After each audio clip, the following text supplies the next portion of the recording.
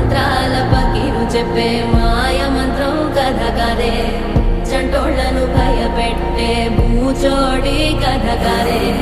తాత ముత్తాతమ్మల భూతాల కథ కదే